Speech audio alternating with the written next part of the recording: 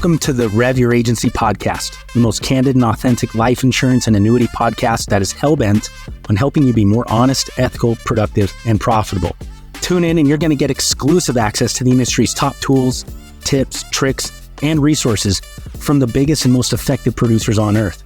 You're going to hear real-life stories of agents that went from nothing to something, zero to hero, and how changing the lives of their clients has changed their own lives financially. Sit back, relax, enjoy the show, and share it with someone you think will find value as well. Here he is. How'd you go? How are you? Oh, you got your super intellectual glasses on. That means the questions are going to be hard. Oh, we don't even know if there will be questions. Deep, thought-provoking questions. What is the airspeed velocity of an unladen swallow? What do you need to know before we get rolling here? A couple of quick questions. What sense do you get, or can you tell, the makeup and nature of the people who are attending the event? Or is it P&C guys trying to sell life? Is it guys who were doing Uber last week and they're trying to sell life insurance this week and they're starting from scratch? Is it experienced people trying to raise their game? That's tough when you don't have the audience is more homogeneous. It's tough to see the message. Yeah. So we have a combination thereof. We have, my audience tends to have a lot of multi-line agents in it. That's the background I come from, and I tend to do very well with multi-line agents. We have a lot of life-only agents. I've been picking up a lot of steam there, and a lot of our other speakers, obviously David McKnight and others, carry a lot of sway in that arena. And one of these days, we should have a separate conversation. We'll call it a strategic conversation about the multi-line space.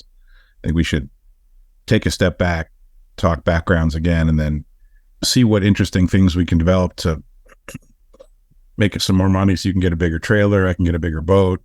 I think we can go a lot further collaborating than we can competing. I'll tell you that. Yeah, for sure. And I think folks get a lot more from it as well. I like the fact that you're thoughtful about all this stuff, whereas everybody else seems to be just careening around, throwing out tips and tricks. And I think it's a much bigger strategic situation. I'm actually going down to talk to a group in Portland. I guess we're going to leave tomorrow and talk on Wednesday from country companies. And oh my God, again, for another conversation, but you talk about in the land of the blind, the one-eyed man is king.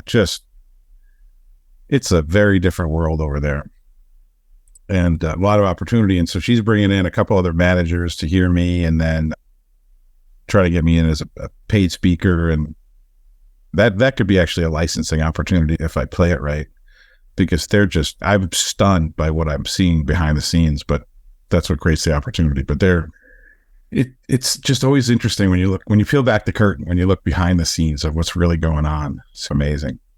Mm-hmm. And then what would you like out of today? Like what's obviously is attendance, but what would you like out of this?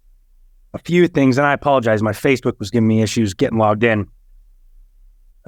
Wrapping up on our audience, I think the one thing that brings them all together, we have some newer, but not new. Most of my audience and most of the folks that I know are coming so far have been in the business. A lot of them 1 to 2 plus years, but we also have some folks there.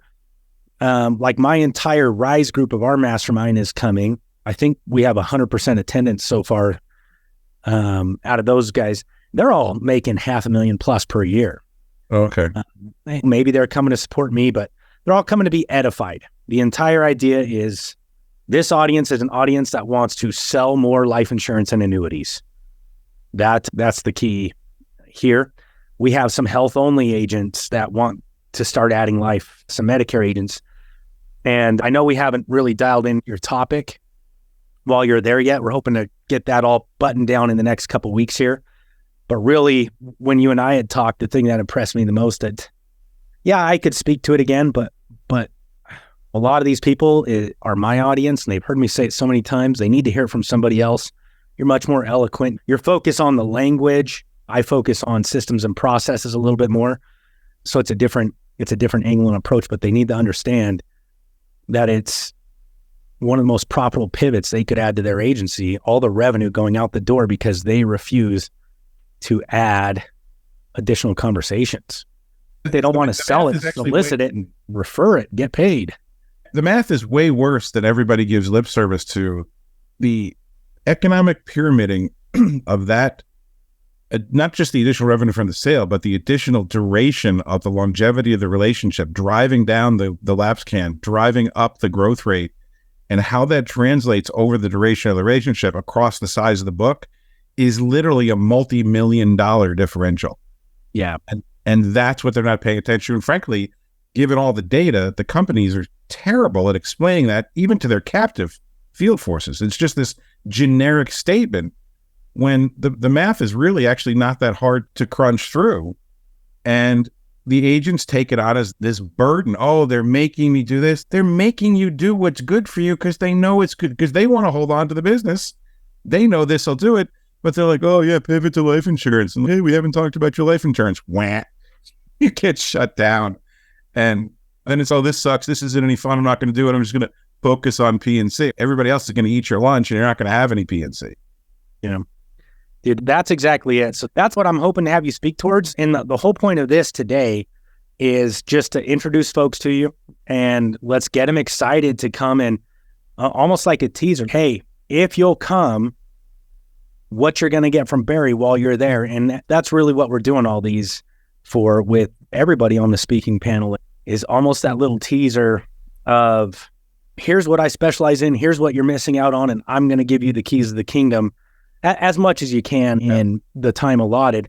But also, it's not just the time spent speaking, it's the time on the floor during breaks, the brain picking, and that's what we want to get everybody excited about. The hardest part of selling this event is that it's different. And that was the same way with our other event we do, RevCon. The first year we did that, I about had an aneurysm. Second year we did it, I about had an aneurysm. But folks are finally starting to catch on. We have a wait list for it because it's just so radically different than anything else. It's not come and watch somebody on center stage and be in their presence from 500 feet away and then they're gone. And tomorrow you're gone and all those good feelings are gone. Right. It's come and make friends with Barry. Get Barry's phone number, because it's different because the person putting it on, me, and a lot of people would think, Barry, we're competitors. I think you and I both agree we're not. We're more complementary than anything. But it's so different because they don't see that. Everybody lives in scarcity mode.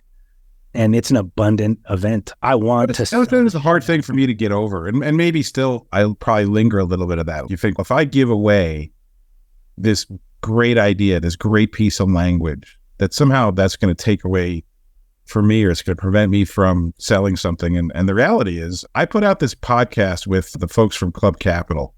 I was like the sixth interview Bradley Hammer did. And I don't know, I was just in a mood. And I just was like, you know what? I'm taking all that off, and whatever he asks me, I'm going to just back up the dump truck and give him everything in the podcast. Now, what's really interesting is, number one, that didn't change, like it didn't take anything away from me. And that podcast has sold more coaching than anything else I've done, because people listen to it and go, holy crap, this is what he talks about for free? He actually might be my guy. I've actually listened to it every once in a while. I listen to it like I'm going for a walk or something. And I listen to it, I'm like, wow, this guy's making a lot of sense. Oh, wait, that's me. So I think you're right. I think it doesn't really matter what space the people are in and where they're coming from. I think there's these fundamental flaws because I have this contrarian mindset. It doesn't matter if they're a P&C guy or a health guy or whatever. They're not clear on their process and they're not clear on their language. And so it's always, I'd like to add annuities to this, or you're focused on the end. You're not. So this is maybe what we could talk about, is just the language that comes out of the mental clarity of what is it you're actually trying to accomplish. Yeah, I think they need to. So this is what I was just down in Scottsdale speaking about at the Farmers Mega Conference. They asked me to come down and speak about adding life, like cross-selling. And I think every time we open this conversation, it's opened best with identifying the problem. You have a reseller's mindset and you're calling yourself an entrepreneur, but you're fucking not. We don't have to say the F word, but you're not an entrepreneur unless you do things that create value where it didn't previously exist. And that value that you create is in your own business. It's on your own balance sheet. It's nobody else's balance sheet. It's not the insurance. If all you're doing is selling one thing, all you are is a reseller of that thing, whether you own an LLC or not. And we have to identify that problem. And people are like, oh, I'm getting my P&C commissions. I talked to an agent this morning, Barry. We should be doing this live, by the way. You know, I actually like these kind of conversations better because they're so much free flowing. Yeah, that's the whole point. That's what I like doing. The conversation I had with David, I know it felt a little more interviewee, but that's just David's personality. That was free flowing. We took zero time to prepare. Yeah. All my podcasts I'm doing, I recorded 1 podcast episode this morning. I recorded 4 last week. Did one with Cody Askins, even though I even told Cody on the freaking podcast, I don't agree with most of what you do, but I respect Cody more for coming on and having the conversation with me. And we were both very cordial the whole time. But yeah, I like to keep it casual and free flowing. So if you're good with it, I don't. Yeah, so I actually prefer that because I feel like the more natural me comes out rather than David's very buttoned down and so it appears like we didn't prepare shit. I didn't write a single one of those questions down. I didn't do any of that. The one other goal of this is I want them to see the other side of Barry because they're going to see the side of you over there. I want them to see the other side of Barry that leans into all the other tenets in your life, the boating, just all of that, because it all comes together to culminate in who the hell you are and why it is you're able to do what you do. So I want to introduce them to you as an individual as well. Cool. So Barry Rutten and Carson Porter. Rutten or Rutten? Rutten. I would say it's like button, like two. My English teacher said two consonants, soft vowel. I'm from the West, but not California West, so it's Rutten. Yeah, we have mountains. Mountains. Not. It's a hurricane, not a hurricane. I had a friend who was from Missouri, and he goes, "I'm from Missouri," and I was like, "Oh, I got to check my spelling because I've obviously been spelling it wrong." But yeah, I think I have this kind of germination of an idea where I should have a real conversation about what we really could create to essentially own the space. And I think there's a gigantic multi-thousand person market of people in this sweet spot who've gotten into, especially the P&C industry, and it's not really making ends meet. And then they see the older guys making a lot of money, living a good life, and they don't know how to get there. And the business has changed. And how do we really mastermind with them to really have this impact and influence where we're life-changing for them? We're the difference between 6, 7, or 8 figure income and the difference between money and wealth. And I just think because of your background and because of mine, I just think there's a synergy there that could be really cool. I think so. I'm going live right now just to give you the heads up. It'll take a second to load. We can just keep talking. Like I say, we'll keep it casual. Yeah, I think the business isn't... Barry, you've heard this. You've been around successful people and successful things for a long time. And the reality is this: if you continue to do what you've always done, you'll always have what you've always had. Sure. I freaking hate that because that's the first thing I was taught in sales back when I worked for this phone sales company for 3 months before I lost my mind and walked out. But that was my first stab at sales. And I did well. Got my tie cut, got my chair, got my watch, but drove me nuts. But here's the reality. This business is changing.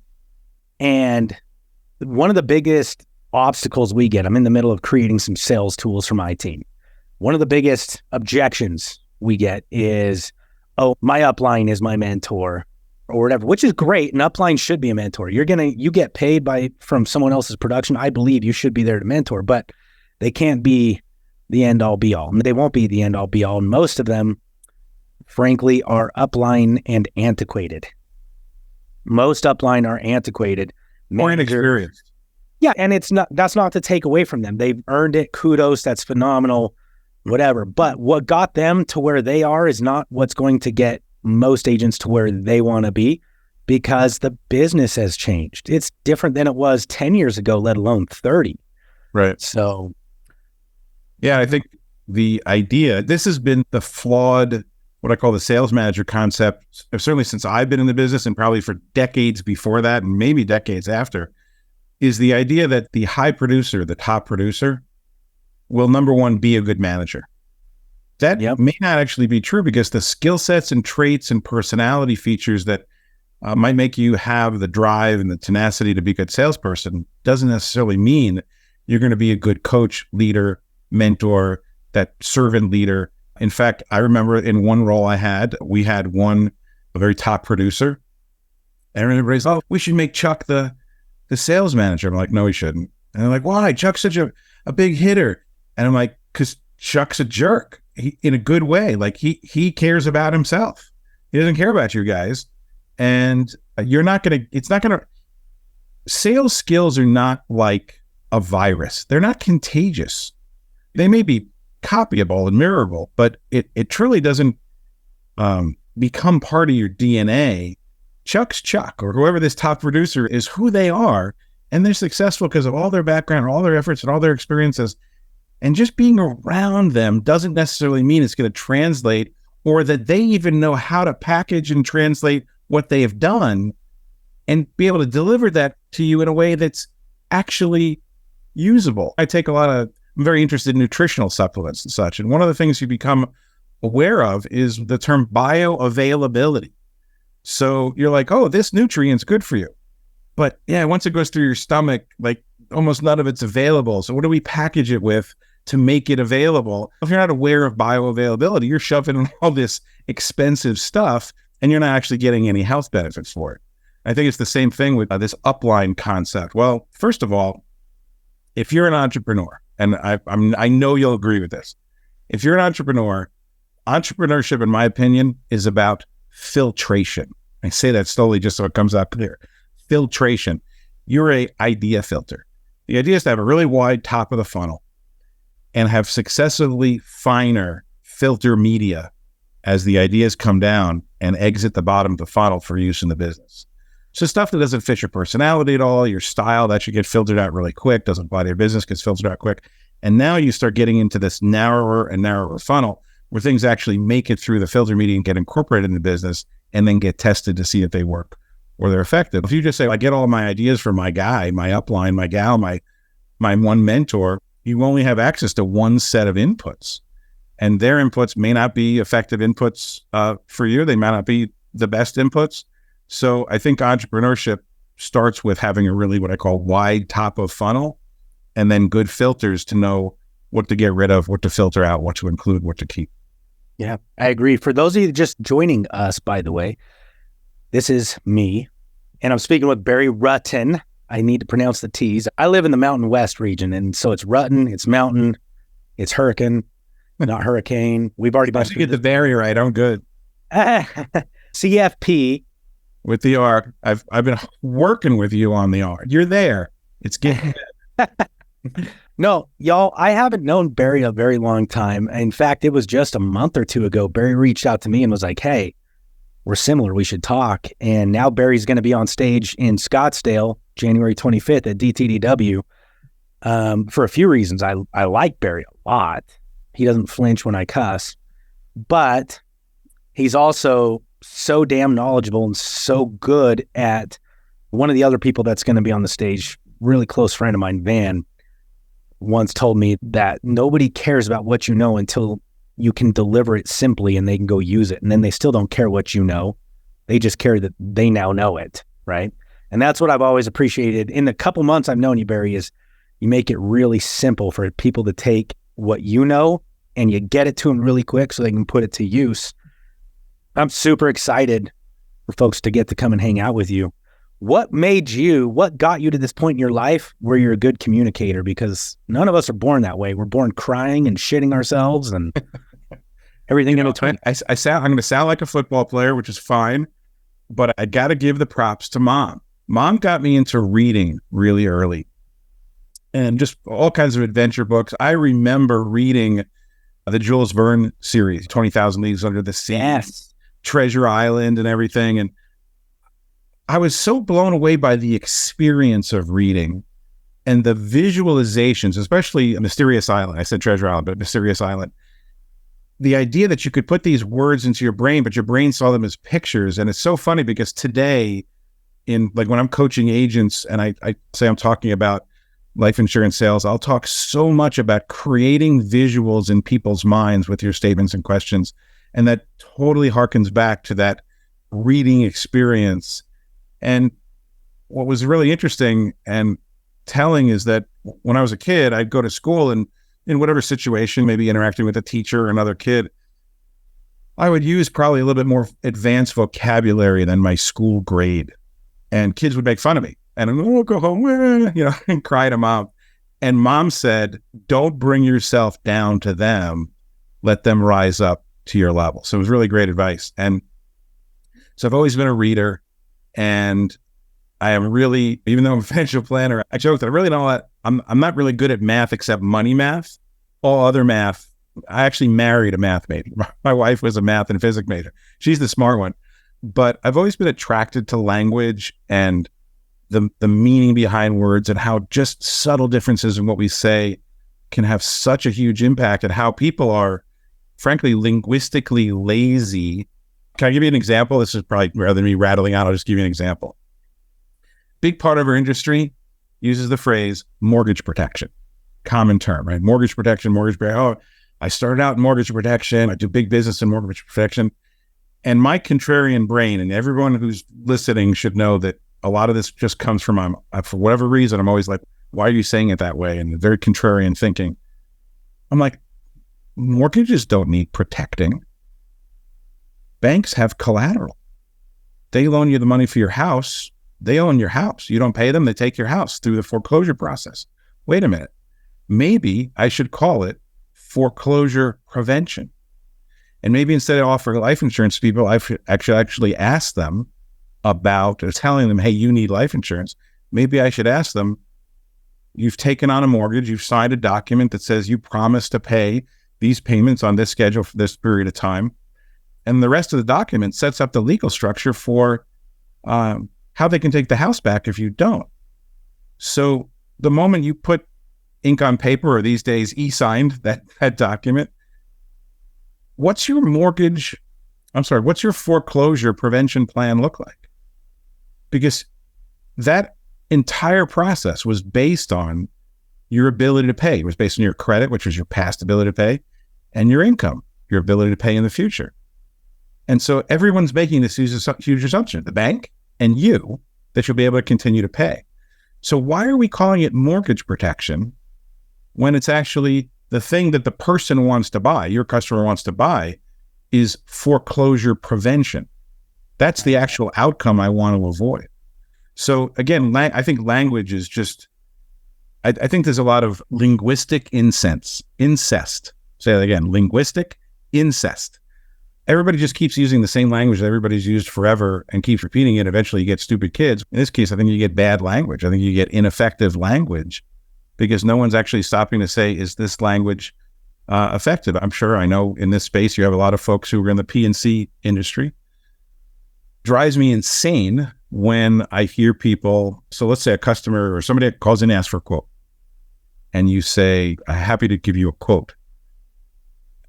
I'm flabbergasted by that. Why are you repeating the word quote? Because in the dictionary, quote is right up there with bid and proposal and estimate, right? If you think about a roofer, I gotta go get 3 bids, 3 proposals, 3 estimates.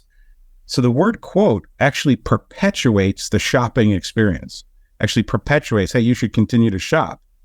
When in fact, what you want the person to do is acquire their auto protection package from you right now and stop shopping. So I can't prevent the prospect, customer, client from saying the word quote, but I can prevent me from saying it. And I can say, I'd be happy to put together a customized auto protection package for you that balances price and value. You'll be very pleasantly surprised that we do things a little bit differently around here. I'd like to share that with you. So what comes out of our mouth does not have to be order taker language. Sure, I'll give you that quote. I'll do apples to apples or whatever. I think that the ability to carve your own path through language is really interesting to me, that no one can restrict what you say and how you say it. That's really your competitive advantage. I love that. And too, I want to pivot here in just a second, but just maybe one of the reasons we get along, I'm a reader. In fact, one of the things I tell folks all the time, I believe it's in a bunch of our modules. Like we've got 1,000+ hours of recorded modules at this point. Not all for one place, like different levels, different groups. But one of the things I always tell them, you want to sell better, read more. You want to speak more eloquently, loquaciously, colloquially, read more. Right. My Lord, it's amazing how lazy people are. And don't just listen to the book. There is a synaptial connection that occurs when your hands feel the grain and the weight of the paper and you're smelling it and you turn that page and you hear that noise and your brain starts firing faster. Audible has really, actually, in my opinion, been a huge detriment to people. There's probably some efficiency there because people are busy and you can do it in your car and everything. But the listening part, and actually when I teach people, and you probably do the same thing, when I coach on what to say and you're trying to bring in new language, someone else's language that you didn't come up with yourself from your own mind, but you like the language, but you want to grab it and master it fast, it's painful in the short run, magical in the long run. Hand write it out. That what you were talking about, that connection between paper and ink and hand and brain, the physiology that's going on to have your brain form a word and get it down into your fingertips to a pen, put that on paper and have to write the words down. First of all, it slows you down, which is really, we read too fast. It slows you down. And that feedback loop of putting pen to paper, I've proven this over and over again. If you want to learn a script fast, hand write it out and you will quickly. I feel the same way. And this, we've talked it several times. We do a lot in the digital space, ton in the digital space because it's so phenomenal. And Audible, I listen to Audible. Not all the time though. I will not listen to Audible in lieu of reading every day. And I write. Writing is therapy for me. The pen on the paper and all these things. It's just absolutely pivotal to where I am. But it's so incredible how many people want to cite efficiency and effectiveness. Audible's more efficient, it's more effective, or just digital. I'll tell you this. I had cancer earlier this year. I was diagnosed with cancer. And it wasn't the pencil in my pocket that gave me cancer. It was the frickin' cell phone in my pocket. Digital is not the end all be all. And I think, I don't think I believe with all my heart, as fervently as I believe in anything, more people would go further forward faster if they would read more and write more. Just 10 minutes a day, 20 minutes a day sparks that brain. So I love that we're on this track, but I want to change it up just a little bit because the description when I started the video, when I put it in there, what the ways that agents are screwing themselves out of tens and hundreds of thousands of dollars, millions of dollars potentially. I know you and I have talked about this extensively, but do you want to talk to that for a minute? Are we talking like property casualty here? Is that It could be property casualty. It could be health insurance. It could be Medicare. Yeah, we're talking about the one track career. Most of us, you talked about starting out in the cell phone space. Many people, I would imagine a very high percentage of people, because I see it in the Facebook comments too, of various groups we both belong to. Many people start out in other sales roles before getting into insurance. They're selling cars, they're selling solar, they're selling cell phones, they're selling whatever. and then they stumble or discover, or somebody points them to insurance and they paint them a rosy picture and they just see it as just one other thing to sell. I think that's why there's such a train wreck in the IUL space, because people have no history of where all this stuff came from and don't really understand the tax rules and what makes it tax-free and the way they're speaking about everything. And if you ask them to define a 7-pay test, a TEFRA, a TAMRA, a MEC, they couldn't even explain it. And it's because they're seeing it through a product lens. And I lay the blame at the feet of the insurance companies, because the insurance companies, first of all, they're just doing what they're supposed to do. They are product manufacturers. Their job is to make policies and ship them out into the public's hands. And then that's not a bad thing, I might add. No, it's not bad. It's just their place in the world. That's their role in the big cog of the system. And each company, each carrier chooses its distribution system or systems.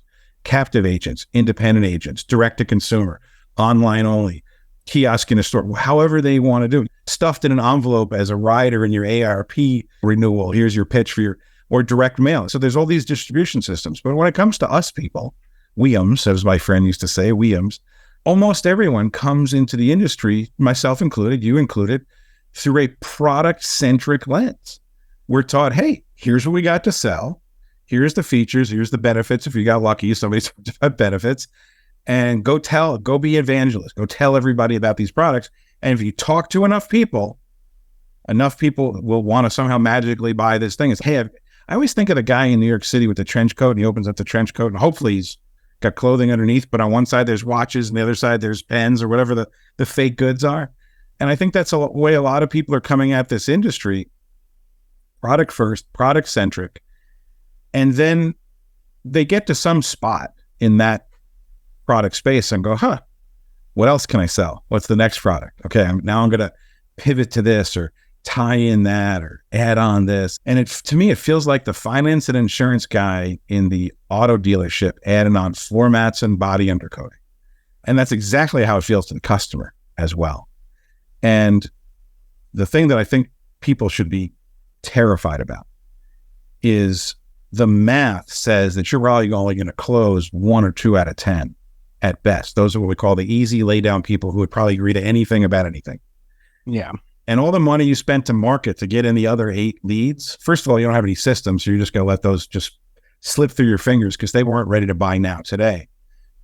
And the question is, how many of those other 8 to 9 people should you have sold and closed today or next week if you had the right words, the right language, the right statements, the right questions, the right demeanor, the right setups, the right transitions, the right pre-positioning language, the right explanatory language, the right visual language.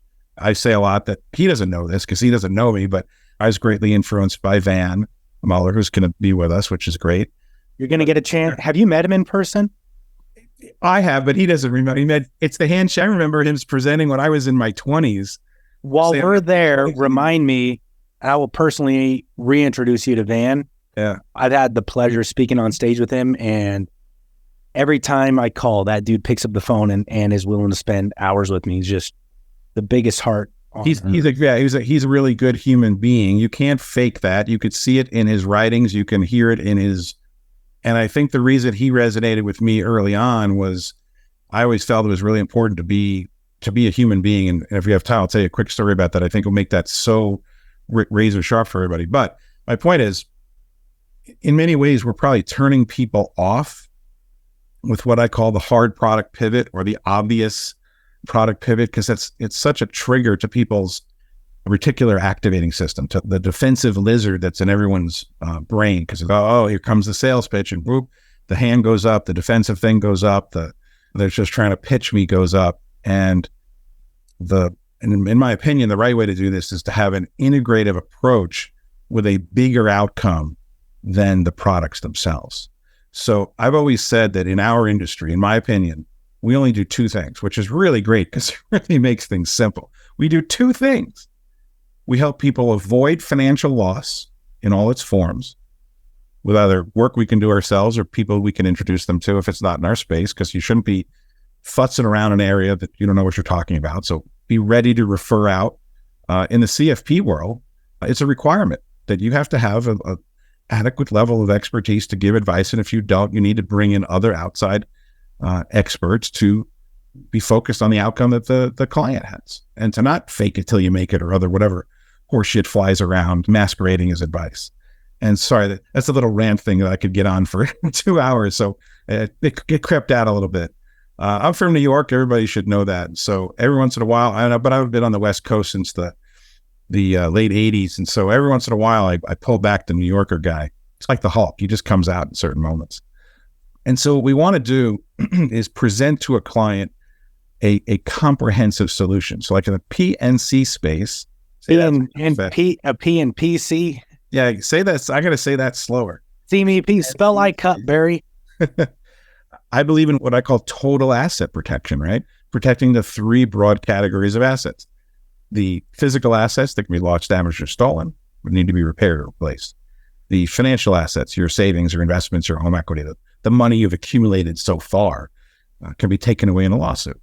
And then the largest asset by far for most people is all the future cumulative income they're going to earn.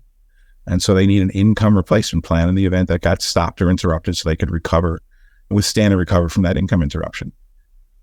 There is not one product mentioned in that, because if I want to create engagement with my client up front, or if I'm in the Medicare space, or if I'm in the health space, or I'm in the life only space, what role do you play in your client's life? So first, helping them avoid financial loss, and then achieving financial success, whatever that means to them, in whatever form that is. That's it. Everything we sell in that space, from savings accounts to investments to insurance policies, either has to do with avoiding financial loss or achieving financial success.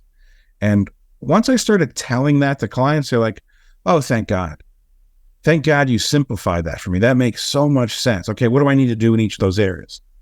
Because now you're selling an outcome. Do I want to avoid financial loss? Do I want to be set back 10 years, 20 years financially to back where I was 20 years ago? Think about where you were 20 years ago. Do you want to go back there? No. But if I move you forward 10 or 20 years, but I have the same defensive strategy that I have today, now I've created another 20-year gap. So that defensive wall needs to move forward behind that new financial position that person achieves. Now your client's working with you collaboratively. Okay, what do I need to do? Let's roll up our sleeves. Let's do this together. Then the products become the implementation of that plan and strategy across all the known risk areas and all the known goals that people might want to accomplish. Which is crazy, dude, because so we teach a lot of similar things, and you and I have talked about that, but I don't care if you're trying to cross-sell a health insurance book, a Medicare book, a home book, an auto book, a commercial book, a life insurance book, a retirement planning, it doesn't matter. That same strategy, that same mindset, mentality, a couple tweaks to the questions or the information given, and it works no matter what it is you're doing. You could be at a Ford dealership trying to sell GMCs and it would work. Yeah. What are your goals? What are you trying to accomplish in the purchase of whatever it is I have to sell, which, by the way, is the only way I get paid, is nothing more than the facilitation, the implementation of you obtaining what it is you told me you wanted to have in the first place. But agents are still out here pitching product. You really hit on the exact reason why people can be so ineffective in their sales. And I want to hit it for two levels. I want to hit the car dealership example, and then I want to hit that second point you made. If a couple walked onto a car dealership lot and the guy rushed up to them and said, hey, we've got great deals on, do they still sell Mazda Miatas? It's always the thing I use. Mazda's not out. Mazda's still in. Mazda's in. But I still sell the little two-seater convertible. Yeah, I don't think there's a Miata anymore. It's all crossovers. All right, I'll stay with my Miata example because I need it to be a two-seater. So if he's, hey, this is really, you should get this car. It's a great price and it's a sporty and this and that and wind in your hair. And if you knew nothing about the customer, a lot of people might say, that's a lot of sales pressure. Now, if you go back to the morning where there was a sales meeting and the sales manager said, oh man, we are overstocked with Miatas on the lot. You guys got to move these. And there's a bonus if you sell 2 Miatas this week. And I go back and say, hey, did that guy engage in bad salesmanship or good salesmanship? And everybody would say, oh, bad. And I said, what if you knew one very important fact about the customer? What if you knew that they were looking, so if they were looking, do you know what kind of car they're looking for? Like, why are you shopping? And if we knew 2 facts about that couple, we'd know whether we were right or wrong. If we knew that they had 5 children, is the Miata a good recommendation? Could be. And this is coming from a guy that has a family. And I've got a Camaro. Now, granted, it's not a 2-seater Camaro. There is a back seat, but it's not much of one. But it's like a grocery bag back seat, right? But it's dad needs to get out.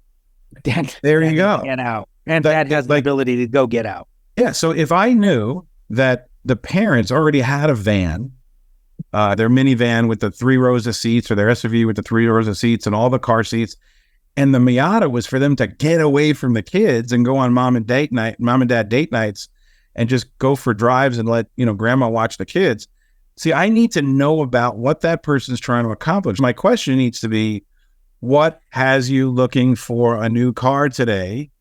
Now they can tell me either our van crapped out, we need another van, or the kids are killing us, we need to get away, you got a 2-seater. Now I'm in the right direction, right? We have to ask questions before telling people all about our great products. Dude, I love that. One of the things I teach my agents is that, and I teach it to them because I use it when I'm meeting with clients myself to talk about their life insurance or their financial future or whatever, right?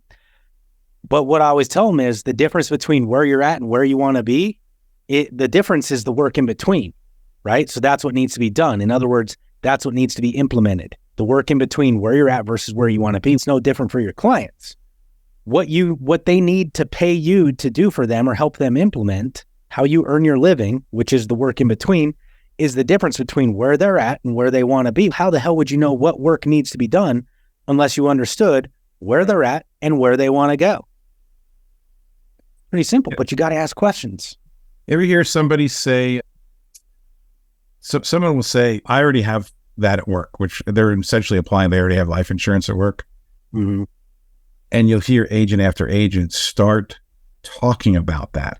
But it's not portable and it doesn't go with you and blah, blah, blah, blah, blah, blah, blah. And I'm like, or I really think I have enough. I have it through work. And I'm like, you can't have that conversation with that person because what you're talking about is their resources. So in my world, the formula is very simple. Risk minus resources equals gap with a question mark after it.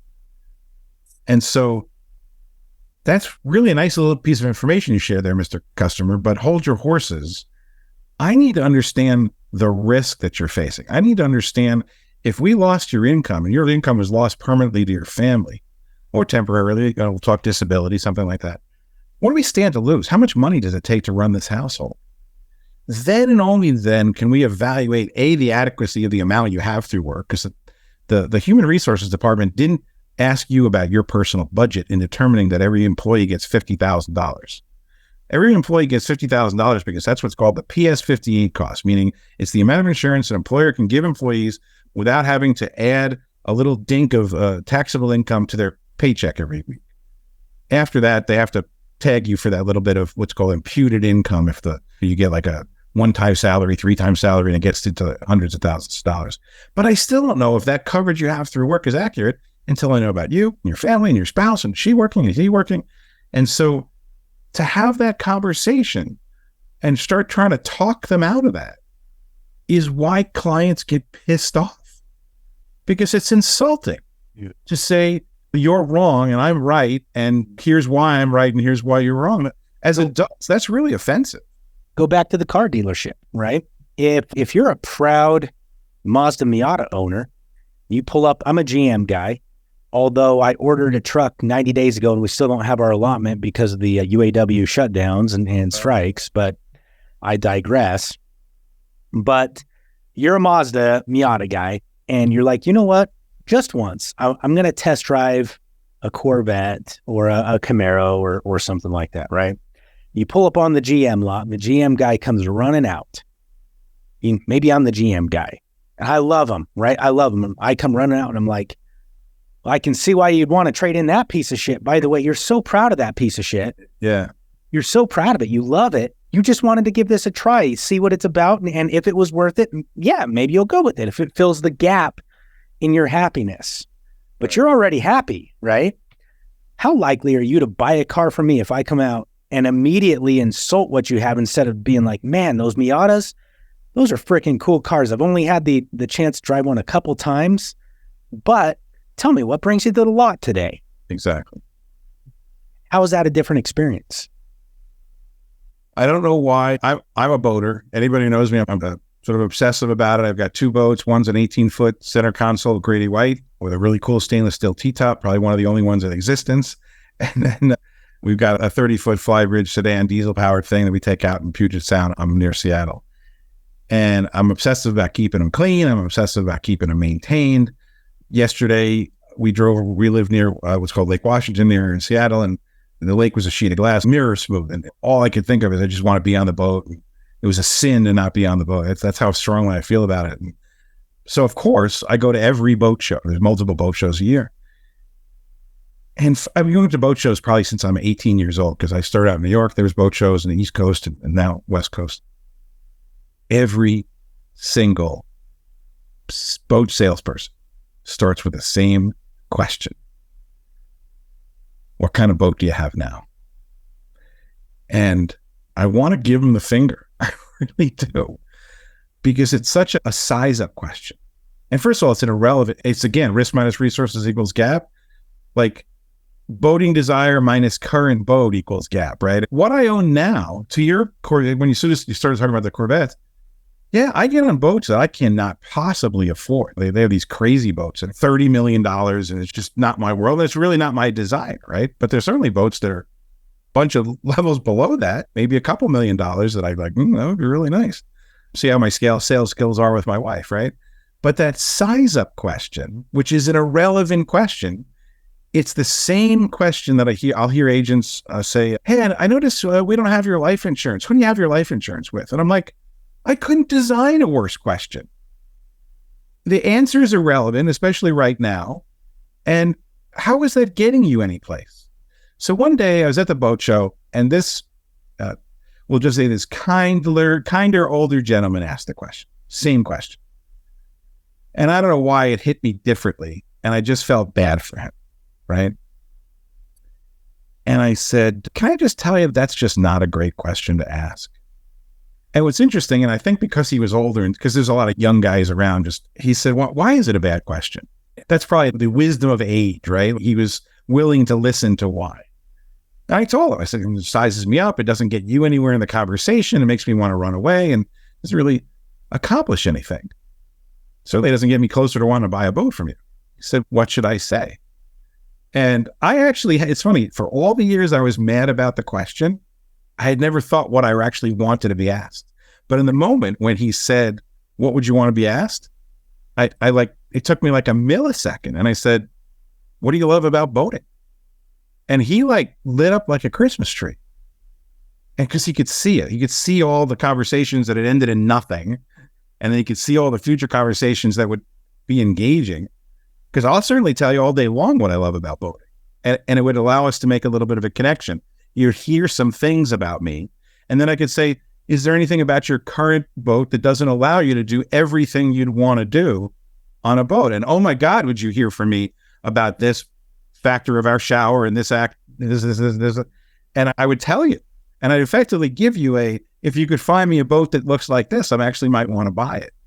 Imagine that, 2 questions, and you might be selling me a $1 million boat versus me walking away in disgust at the boat show. That's why I'm fascinated about language. That's why I'm fascinated about questions. Dude, I love it. I love that. So because I promised you I wouldn't take up too much of your day here. Before we wrap this up, the whole point of this was I wanted y'all to get to meet Barry, who is a badass, who, if you don't think it's worth your time and $300 to come down to Scottsdale, not just listen to you speak, Barry, but to hang out with you for the whole damn day. If you don't think it's worth that kind of time and you want to sell more life insurance and annuities, you're fucking crazy. I'm so tired of pussyfooting around it. I'll be the one to say the bad words, Barry. I'll be the one to say them. You stay professional. I'll say them. But y'all, you are crazy. I can't believe you. If you tell me you want to do more and you don't think coming down and hanging out with Barry is going to help you be better, I don't believe you. I call bullshit. So Barry, here's my hanging out with the other people. I'm excited. I've been doing this for 36 years. I feel like I'm going to be meeting a superhero if I get to see Van, who I haven't seen in God knows how long, and David McKnight, which I always feel like I should be saying Mr. McKnight, and some of the folks that you have on the platform that I've never had the pleasure of hearing or know of them. I've looked some of them up, and they're fascinating in what they do. And I think the industry does get maybe a justifiable rap that it's another conference, it's another pitch fest, it's another this. And I'm as sick of that as anybody else. What's funny, this idea that everything should be free, number one, and that people should give of their time, experience, wisdom, painful education with no expectation. Now, I'm not going there with any expectation. I'm just hoping to meet a lot of cool people like you, because here's what I know. And I think maybe you haven't, this is not a critique, but I want to magnify what you're saying about the mingling, okay? Because whatever David says from stage is going to be good, and what Van says and what Joanna says and what I say and what you say, it's all going to be good stuff. And it's all going to be actionable and implementable. And if you use it, it's going to be profitable. But little hinges swing big doors, right? It's that hallway conversation. It's that lunch conversation. It's the pulling somebody aside conversation. That's what I'm looking forward to. That's where I get my energy from. That's where I get excited about. And the fact that you set this meeting up intentionally and structurally, I'm interested in seeing, I imagine like us speakers are going to be in something like corral. We're not going to be able to leave and these people just come in and mingle. But that's the value, because I think probably you're very transparent. You'll just put it out there. And I think the ability to come to a meeting where that's the intention, and I don't think anybody should be scared by the title, do the damn work. I'm not even sure anybody really grasps what you're really saying there. It's the thing people are the most scared of, though. They're like, what am I going to be asked to do? You're going to be asked to consider that your current process may not be optimal. Your current language may not be optimal. Your current approach may not be optimal. And do the damn work to do the research first to figure out how to optimize it, and then go do it, and then get feedback and adjust and test and adjust and test and enjoy I think the part of this business that's cool is the control we have in doing that entrepreneurial research, application, and fine tuning. And these events should be seen as like hyper-focused laboratories where you can accelerate that research cycle. It's like fast prototyping in a factory. And again, reject what you don't like or doesn't apply to you. Embrace what does. Try it, apply it. But I have my Yoda cup here. I don't know if you can see it. There you go, my Yoda cup. Because I really believe that movie had the best sales line of all time ever, which is do or do not, there is no try. I was just telling a group of agents the other day, I said, they were, I'm going to my goal planning meeting. My sales manager is putting on my goal planning meeting. I'm like, that's a fucking waste of time. You know what I love about you? That I can say fucking and not get in trouble. I love that. Welcome to my platform. I know. Usually I got such a tight grasp on not letting that beast come out. And like, what do you mean? I was like, as soon as you say the word goal, you're saying this is just like I said earlier about quote, sounding like bid and proposal and estimate. The word goal is, this is what I'm hoping for. This is what I'm going to try and do. And I'm like, they're like, what should I use? I was like, how about the word mission, like the military? Military doesn't know anything other than that's the mission. It will get accomplished no matter what. That's what's awesome about the military. That's why you should hire military people in your business, whatever business you're in, because they understand, first of all, they understand chain of command, which is sorely lacking, but that's a conversation for another day. But they understand mission. They understand accomplishing the mission without fail. The idea of maybe we'll take the hill, maybe we won't. And because when you have goals in January and by March you're behind and you give up on the goal, maybe that's not what you need. That's not what you need is a goal. Maybe it's something else. And I think when you get in a room of contrarian thinkers like you or me or David or Van or anybody else on the stage who are saying, hey, here's another way to think about what you're doing so that you don't miss out on hundreds of thousands of millions of dollars that you otherwise could have just picked up. The dollars were right in front of you, but you didn't spot them. Using a boating reference, your radar wasn't tuned in. Your radar didn't spot it. In the 60s, when they first put radar into jet fighters, they could see, I don't know, 2 or 3 targets, and there was a blip, and I don't know if that was a duck or a plane, or it was pretty primitive. Today's F-22, F-35 can identify probably 50 or 60 targets at one time, release 50 missiles at one time, hit them all and fly away while the missiles are still in flight. It's incredible. Can identify what it is. If you don't have really good radar, you're not going to spot the opportunities. Your targeting system's not going to lock onto those opportunities. You're not missile you shoot because there's all kinds of different missiles, and you're not going to hit the target. You're going to waste the missile, which is in a lot of cases very expensive. And so I think that when you look at this business as I've got a certain amount of input opportunities, I've got a certain amount of output opportunities. How good are you in the middle, right? How good are you in the middle? Which is, I think, where this event will shine. Yeah, and it's crazy that you mentioned that. I'll tell you, folks think, oh, it's just another pitch fest. And the hardest part of selling sponsorships for this, which, by the way, make no mistake, if we sold this event out, it pays for about 1/3 of the cost of the event. 1/3. Yeah. Well, the more sponsorships we sell, the better we can make the whole event, blah, blah, blah. But the hardest part of selling sponsorships is the fact that we're not letting them on stage. Our platinum sponsors, there's only 6 of them, get 5 minutes each during lunch. Lunch is an hour long. Do the math. That's half an hour. So while you're shoveling Caesar salad down your face hole, that's when they're up there. And they're not even pitching their stuff. They're just saying, hey, please come stop by our spot. Right. This is not a pitch fest. The hardest part of selling this event is the fact that this event is unlike any event that's ever been put on. You and I were talking about that. The other event my team and I do in June in Las Vegas, RevCon, it's different. And everybody fought us on it. And now we've got a wait list of hundreds for an event that we're probably only going to let 50 people come to again. It's capped. DTDW, this year's 300. Next year, we're going to go for 1,000. Make no mistake. The goal here, it's not even the goal. So you just said shoot down goals, the mission. This is going to be the most impactful and biggest event of the year for life insurance for the foreseeable future within the next couple of years. This is year one. We've got some mistakes to make and to learn from, certainly, but the folks don't realize what they're missing. So Barry, as they're hanging out with you, as you're corralled, and I know your heart, you're a good man. You want to see these people win because you mentioned something that, again, we have so many similarities. The thing I always tell my people, the win isn't about the sell is what you get paid for. The win has to be about something bigger and more benevolent. Otherwise, you're going to quit the business before you have a chance to get paid. And you mentioned something to that effect. So for you, what would you hope for? What's the win as you come here? What are you hoping during the breaks, during lunch, during all these times agents are going to have to not just come and get a selfie with Barry Rutten?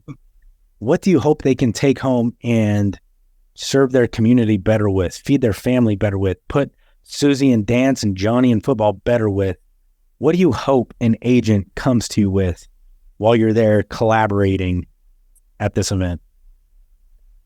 I think it's just pain removal, removing the obstacles, removing the objections, the rejections, the stalls, the delays, the buyer's remorse, reversed sales.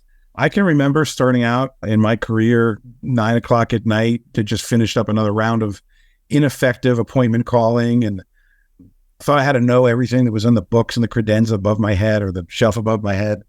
And if somebody had said it's about language and it's about communication and it's about asking questions and really caring about the outcomes. As far as outcomes for the people, what I would like is if somebody was talking about me and they said, this person made my career easier and less painful and took away a lot. I'm very proud of the fact on my website, I've got a lot of testimonials and almost all of them talk about no objections. It's like my calling card, zero objection insurance sales.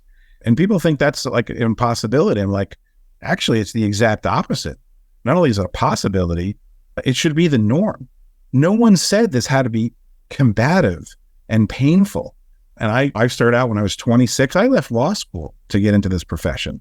So I was never on a track other than some kind of professional track, but I saw law as negative after a while, and I just didn't feel like it was a fit. And so I like the idea that you could help people and have clients and have a positive outcome. So I've had a lot of people say, why do you teach? And why do you coach? And then I said, because it's leverage. I said, if you really believe in this profession and you're not just there to get a check, you want to impact as many people as possible. So I always think about, I have to say that I sometimes get emotional about it because I talk a lot about this idea that you're working for the little girl in the little dress holding the little doll, and she's in her driveway. And I always think there's two things that are going to happen to her. She's either going to walk in the front door, go to her bedroom with her posters and all her stuff and just go be a little girl, or she's going to turn the other direction, get into a U-Haul, and they're going to drive away from the house. And I don't want that to happen on my watch. So I think about all the kids that go to college because of me and all the people that I work through. It's leverage, right? You can't meet, how many people could you meet with a year? 500 personally, maybe? I used to do 4 or 5 appointments a day, every single day. And you just do the math and you're like, okay, there's a capacity problem. So I want to send the kids to college. I want to help the people retire. I want to keep the kids in their home and in their school and in their bedroom and with their friends. I don't want them to moving to a shitty part of town with a dangerous school and a terrible walk to school and gunfire or whatever the heck's in the bad part of town. And none of us like rejection, right? But the question is, what matters more to you? Like preventing that scenario from happening to people that you could have helped, or your own discomfort in learning maybe how to make those conversations less about you and your products and more about them and their outcomes. And so I think sometimes I worry, does it sound like I'm on a high horse? No, I bled just like you may be bleeding now. There were so many times where like, I'm starving, like 100% commission. It was all about life insurance sales. If I don't figure this out, I had to tell my wife and my mother, which was way worse, that I was leaving law school to go into financial services. I couldn't fail, right? And I just want to tell one quick story and then I'll wrap up, because I think this is so instructive. I'm in my office. This guy had set an appointment, comes in, and he's like the most handsome man you've ever seen. He's probably 70, tall, thin, fit. He's got one of those 2-piece Adidas shiny tennis warm-up with the 3 stripes. I don't know which was whiter and brighter, his teeth or his sneakers. Tan. I was in San Diego at the time. And we started a conversation, and it turns out he's got a big chunk of money and it's for retirement. And I was really pretty new. And we got to some point in the conversation, I was like, Jesus Christ, I got to stall. I have no idea what to do, right? So I said, I don't even know what possessed me to ask this. I said, so did you come into this money suddenly, or did it take a long time to acquire it? Of course, it tells it a long time, whole career, scrimp, save. I said, so will it matter whether we solve this on Thursday or next Thursday or 3 weeks from Thursday, as long as we have the right outcome? He goes, no. I should have stopped talking at that point, and I didn't. And I said, would you mind if I brought in some other outside experts who were involved with my firm? Because I really want to make sure we get the right outcome for you, because frankly, and here's the part where I thought I had really messed up. I said, frankly, my palms are sweaty and I have a knot in my stomach. And in my head, while the words are spilling out of my face, I'm like, oh my God, I just completely lost his confidence in me. And I said, I just want to get this right. And I thought, well, you blew it, right?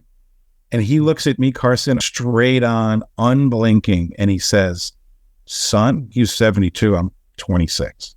He says, son, you just keep telling people who look like me what you just said, and you'll do really well in this business. And I thought about that for 6 months. Every day I thought about what he said.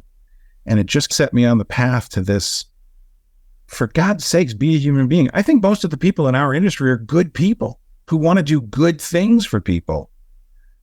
But you've become a shill for the product provider that you're working with. And your humanity and your personality and the who-ness of you is just lost. And you think it's all about the tax-free this and the index that and the annuity that and the life insurance that, and it's not. People don't care about this stuff. We think it's all important. People I just want to be okay and then go back to living my life. And like you said, taking the kids to gymnastics or to softball or whatever. And I think the thing that if I could influence people and people get to know me, and it's just go, please be a human being and stop being whatever is in air quotes between an air quote 1 and air quote 2 of insurance agent. Because that's not what people want. They want a partner.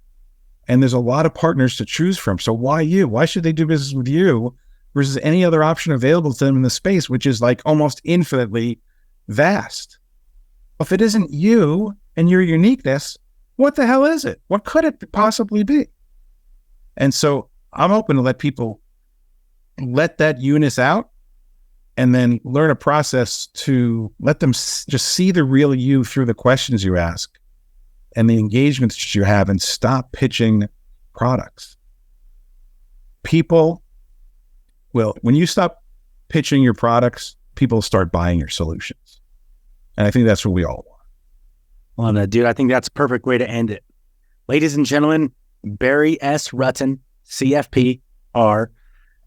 For those that I was making an R, like a gang sign, but then I decided to just go with sign language, American Sign Language.